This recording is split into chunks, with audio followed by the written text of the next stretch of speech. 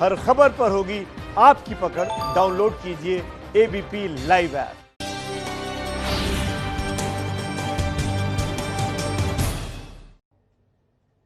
और आइए न्यूज़ग्राम में अब आपको खबरें विस्तार से दिखाते हैं। 1 अगस्त को बकरीद है। इस मौके पर कुर्बानी की परंपरा रही है, लेकिन कोरोना की वजह से महाराष्ट्र सरकार ने दिशा निर्देश जारी करके प्रतीकात्मक तौर पर कुर्बानी देने की अपील की। अब इसे लेकर सरकार में ही सवाल उठने लगे। महाराष्ट्र कांग्रेस के बड़े नेता हैं और पूर्व मंत्री हैं आरिफ नसीम खान। सरकार के फैसले पर उन्होंने सवाल उठा दिए। नसीम खान ने उद्धव को चिट्ठी लिखकर कहा कि कुर्बानी ऑनलाइन नहीं हो सकती, सरकार कुर्बानी के लिए इंतजाम करवाए। गणेश ठाकुर ने बात की है नसीम खान से।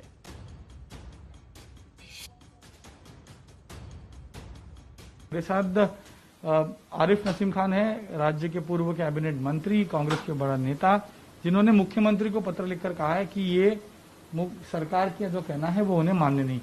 आप इस सरकार में शामिल हैं, आप सरकार में इससे पहले की सरकार में कैबिनेट मंत्री रह चुके हैं, कांग्रेस के बड़े नेता हैं।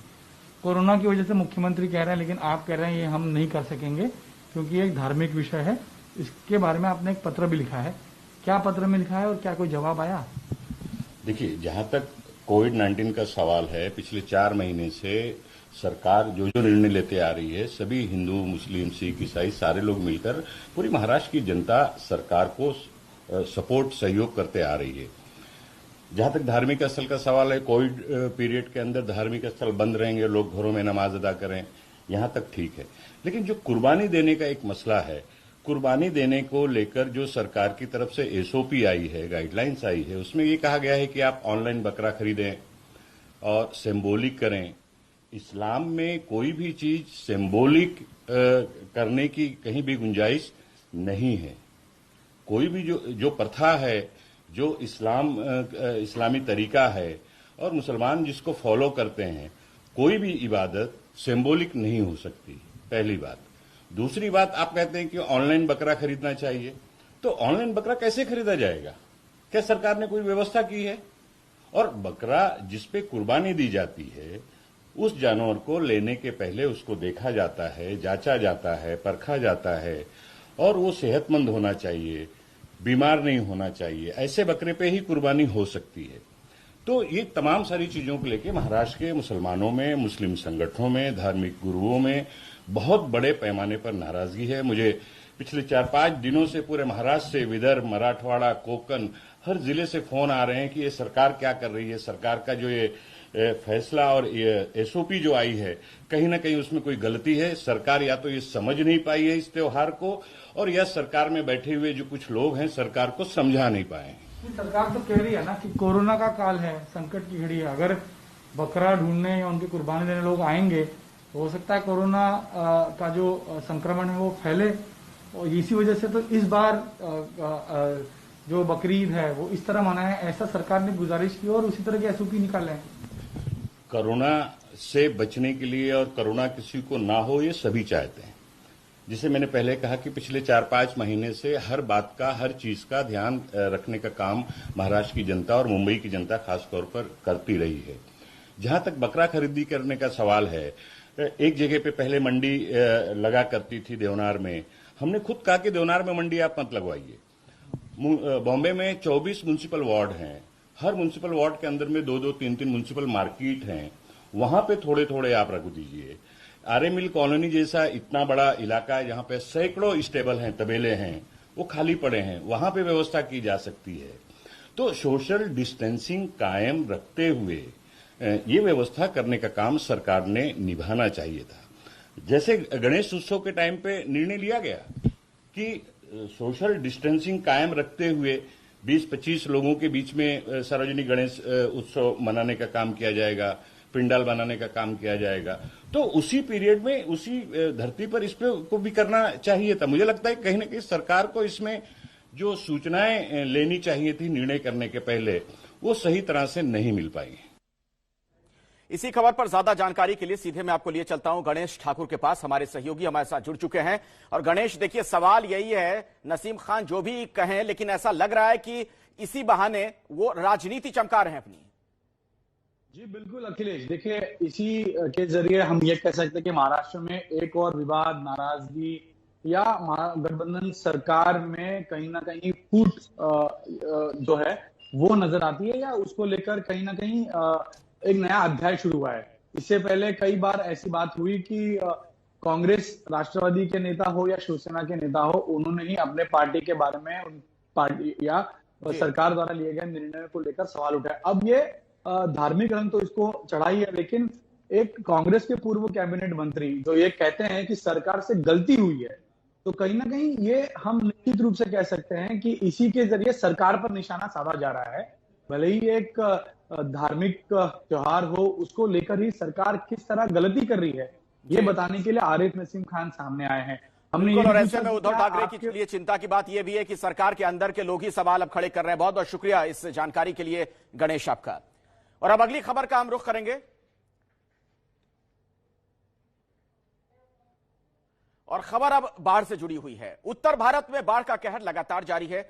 एबीपी न्यूज लगातार बाढ़ की रिपोर्टिंग कर रहा है, लेकिन आज दक्षिण भारत से एक ऐसी तस्वीर आई जो आपके रोंगटे खड़े कर देगी।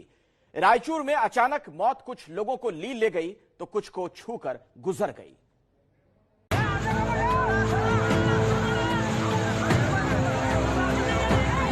सैलाब के बीच फंसी जिंदगी, मौत का खौफ दिखाता पानी का तेज बहाव।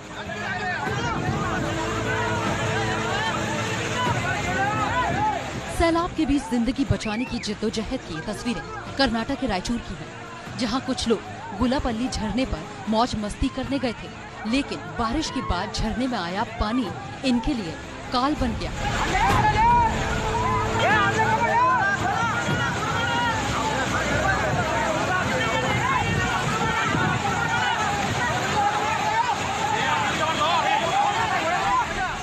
पानी के रौद्र रूप के सामने दो लोग लाइफ जैकेट पहने दिख रहे हैं। पानी इन्हें अपने साथ बहा ले जाने को बेताब है। इधर दोनों पानी के बीच जमीन के हिस्से पर पैर जमाकर जिंदगी बचाने की लड़ाई लड़ रहे हैं, लेकिन तेज धार में खुद को बचा पाना आसान नहीं है।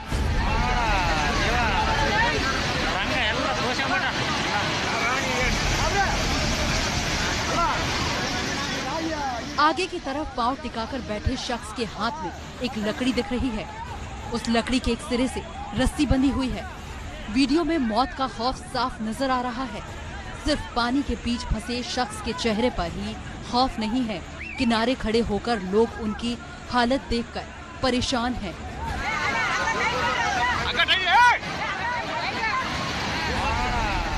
अब देखिए, बीच मझधार में फंसे लोगों में से एक शख्स बचाने के लिए पहुंचा है। वो लकड़ी को एक जगह टिकाकर पीछे खड़े शख्स का हाथ पकड़ता है।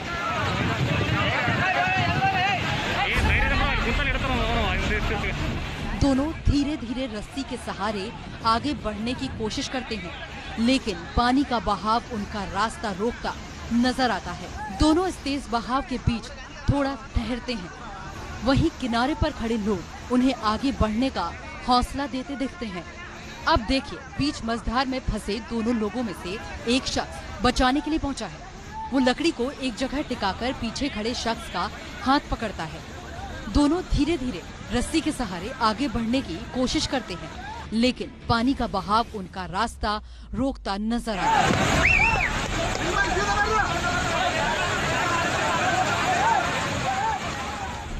दोनों इस तेज बहाव के बीच थोड़ा ठहरते हैं। वहीं किनारे पर खड़े लोग उन्हें आगे बढ़ने का हौसला देते दिखते हैं।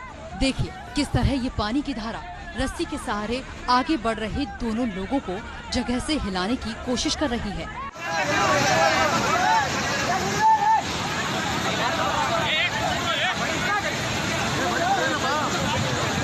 दोनों संभलते हैं और उस जगह रुक जाते हैं। ये वीडियो भले ही धुंधला हो, लेकिन मौत के खौफ का एहसास साफ दिख रहा है। कुछ वक्त तक चली जिंदगी की ये जंग आखिरकार सफल हो जाती है और दोनों किनारे तक पहुंच जाते हैं। लेकिन अफसोस, इस हादसे में दोनों लोगों की जान तो बच गई, लेकिन दो लोग झरने के तेज बहाव में बह गए। और आइए अब आपको बिहार लिए चलते हैं। गोपालगंज में गंडक नदी पर देवापुर के पास आज सुबह बांध टूट गया।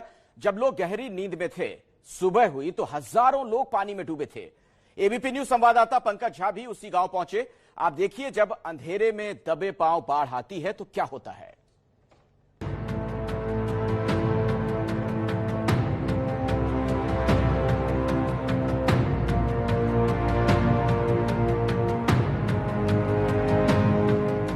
पूरा इलाका पानी से घिरा हुआ है, जिसे कहते हैं कि जल प्रलय।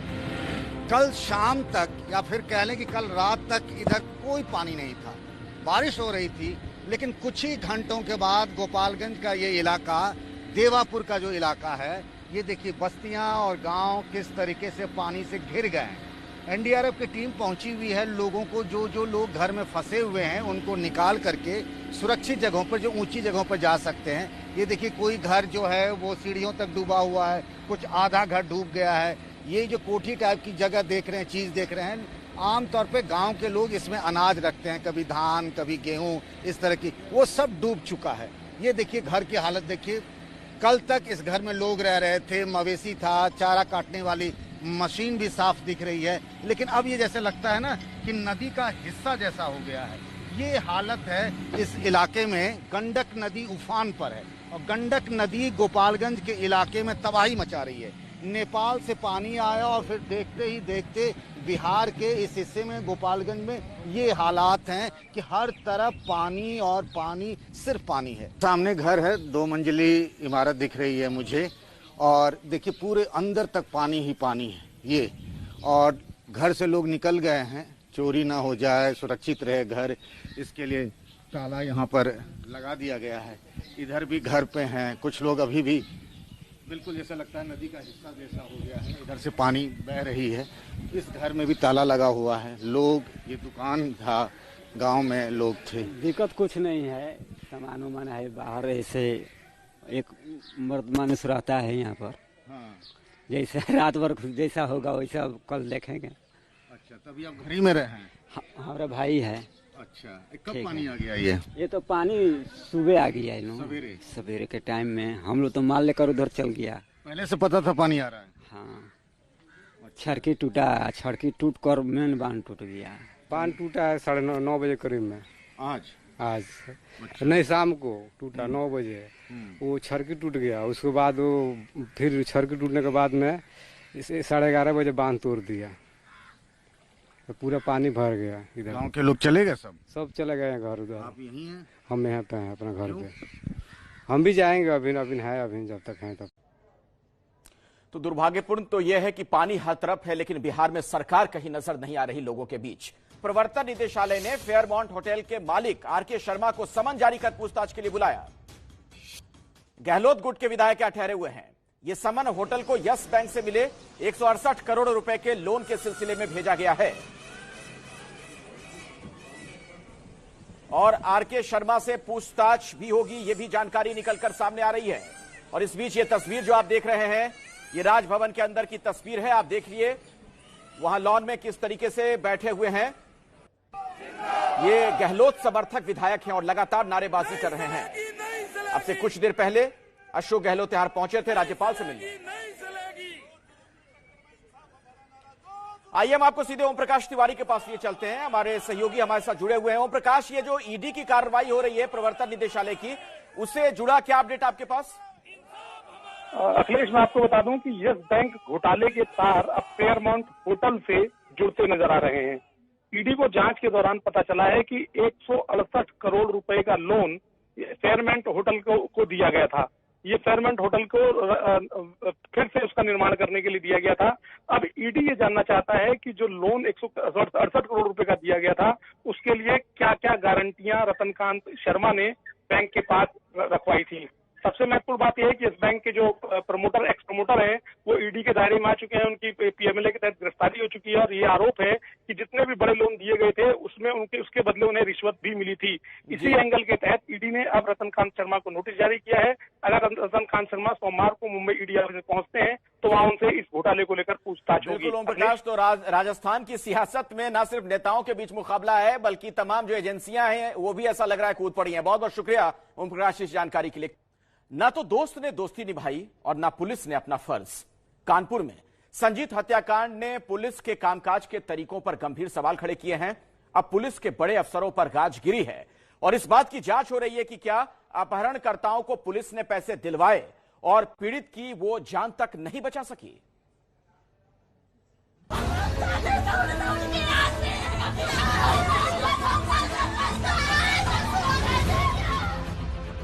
कानपुर के पांडु नदी में संजीत का शव खोज रही ये वही पुलिस है जिसके दामन पर संगीन दाग लगे हैं। अभी भी कुछ क्लियर नहीं बता रही है, पुलिस छुपा रही है, लेकिन हमें सब पता, मेरा भाई मेरे हाथ में नहीं है। वो अब भी मुँह चुरा रही है, मुँह दिखाएगी भी तो किस मुँह से। लैब टेक्नीशियन संजीत यादव की बहन रुचि का रो रो कर बुरा हाल है। रक्षाबंधन से पहले भाई का साथ हमेशा के लिए छूट गया। पुलिस क्या करती रही? खंडरा भर कॉल आती रही, क्यों नहीं ट्रेस किया? क्या सोती रही? प्रशासन सोता रहा। ये कंट्रोल सेंटर क्या कर रहे थे? 4 दिन हुए थे तब मैं गई थी कहीं। अपराधियों से संजीत को बचाने के लिए परिवार लगातार गुहार लगा रहा था, लेकिन जब पुलिस ने केस सुलझाने का दावा किया तो पता चला कि दोस्तों ने ही संजीव का अपहरण करके हत्या की, फिर फिरौती की रकम ली। 22 जून को संजीव का अपहरण हुआ और 23 जून को मामला दर्ज। 26 जून को संजीव ने भागने की कोशिश की। 27 जून को अपराधियों ने संजीव की हत्या कर दी। 29 जून को पहली बार फिरौती के लिए कॉल गई। पुलिस ने अपहरण के 1 महीने बाद 5 आरोपियों को पकड़ा तो हैरान करने वाला खुलासा हुआ। परिवार का दावा है कि पुलिस के कहने पर उन्होंने फिरौती की रकम दे दी, लेकिन उनका बच्चा वापस नहीं लौटा।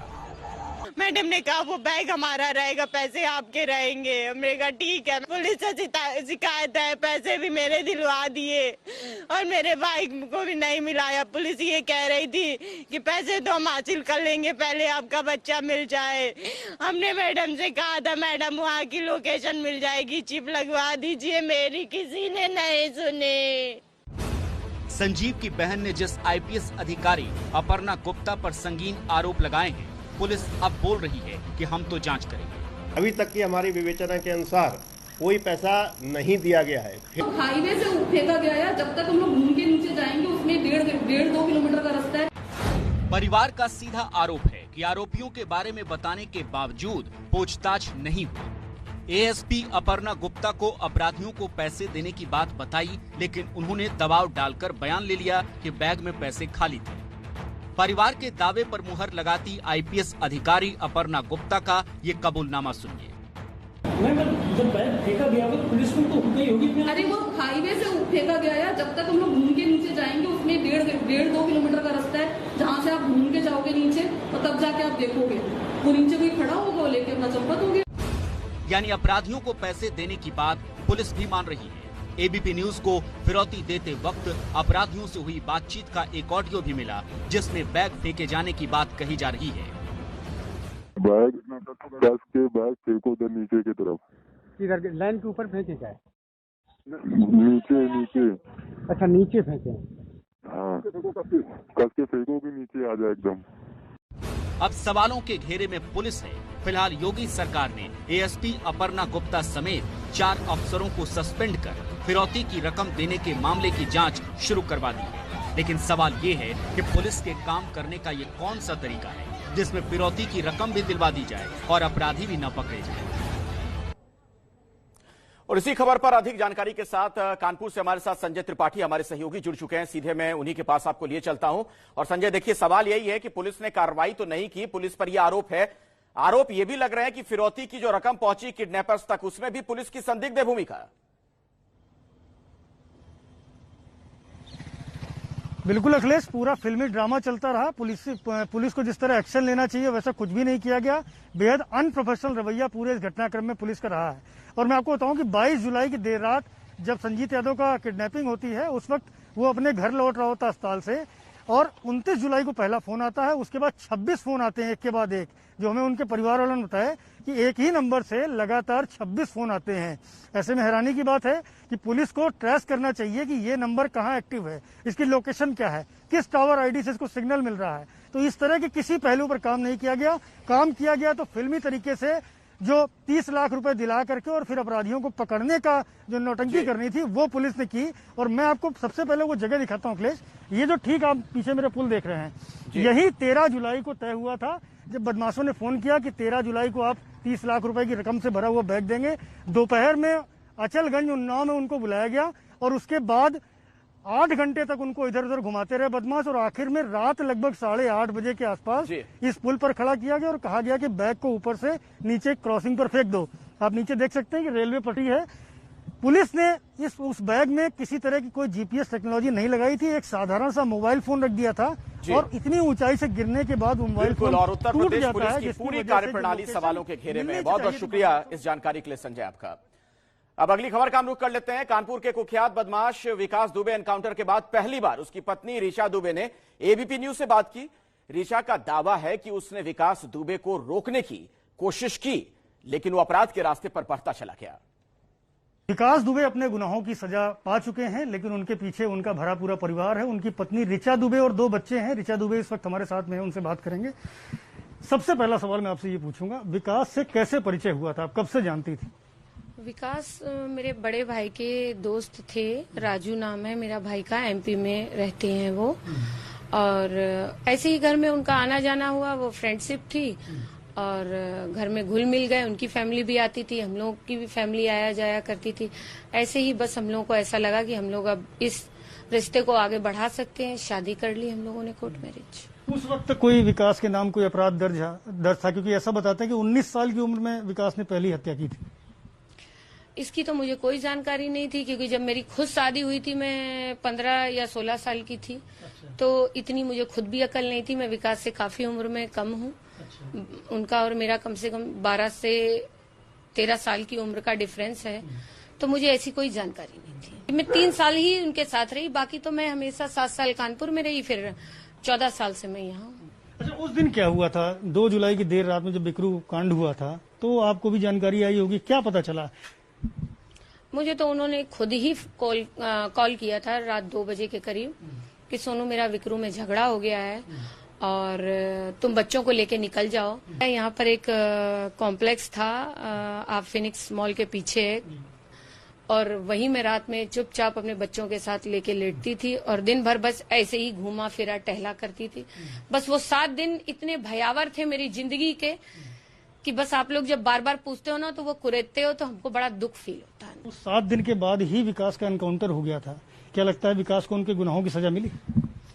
अब मुझे अपनी न्यायपालिका पे पूरा भरोसा है, जो वो निर्णय देंगे मैं उसी के साथ हूँ। हमको 40,000 रुपए महीना मिलता था, बच्चों की पढ़ाई का मिलता था, जिससे मैं अपना जीवन यापन कर रही थी। तो जय वाजपेयी से किस तरह कनेक्शन? कहा जाता है कि जय वाजपेयी ने बहुत सारा पैसा विकास का ब्लैक से व्हाइट कराया है, तमाम प्रॉपर्टीज में पैसा लगवाया है, ये कहानी क्या है? ये सब झूठ है, मैं नहीं जानती हूँ जय वाजपेयी को। देखिए चुनाव का माहौल था, बहुत लोग आते थे, बहुत लोग जाते थे, और हम लोग को क्या पता कौन था क्या नहीं। हाँ, मैं उनसे मिली हूँ जय को, ये बाई फेस इतना नहीं जानती, क्योंकि विकास के पास कॉल आते थे और मुझे भी पता चला है कि विकास उनके साथ पैसा लगाते थे, क्या था क्या नहीं था। अब मैं भी होगा तो मैं भी लेने जाऊंगी वहां से। और न्यूज़ग्राम में इस वक्त की बड़ी खबर हम आपको बता दें। जयपुर से खबर है, राजभवन से अशोक गहलोत खेमे के विधायक धरने पर बैठ गए हैं। गहलोत सरकार के मंत्री प्रताप सिंह खाचरियावास का दावा है कि जब तक राज्यपाल विधानसभा सत्र नहीं बुलाते तब तक धरने पर बैठे रहेंगे। हमारे साथ मनीष शर्मा हमारे सहयोगी जुड़ चुके हैं, सीधे मैं उनके पास लिए चलता हूं आपको। मनीष, जब मंत्री धरने पर तो कैसे चलेगी सरकार अब? जी बिल्कुल अखिलेश, ये एक बेहद चिंताजनक स्थिति है, डेडलॉक की स्थिति है राजभवन में। राज्यपाल कलराज मिश्र इस सब में संविधान विशेषज्ञों से बातचीत कर रहे हैं कि क्या नतीजा निकल सकता है, लेकिन प्रताप सिंह खाचरियावास से जब बात हुई तो उन्होंने साफ तौर पर कहा कि जब तक सत्र नहीं बुलाया जाएगा विधायक इसी लॉन में बैठे रहेंगे, धरना जारी रहेगा। जी अखिलेश, बहुत बहुत शुक्रिया मनीष इस जानकारी के लिए आपका। तो अब क्या होगा वहां पर, यह देखना अहम हो जाता है। गतिरोध की स्थिति बनी हुई है। आप देख रहे हैं न्यूज़ग्राम। अयोध्या में राम मंदिर निर्माण के लिए 5 अगस्त को होने वाले भूमि पूजन पर रोक लगाए जाने की मांग वाली अर्जी को इलाहाबाद हाईकोर्ट ने खारिज कर दिया है। अदालत ने भूमि पूजन के मामले में किसी भी तरह से दखल देने से साफ इनकार कर दिया है। हाईकोर्ट से अर्जी खारिज होने के बाद भूमि पूजन का रास्ता पूरी तरीके से साफ हो चुका है।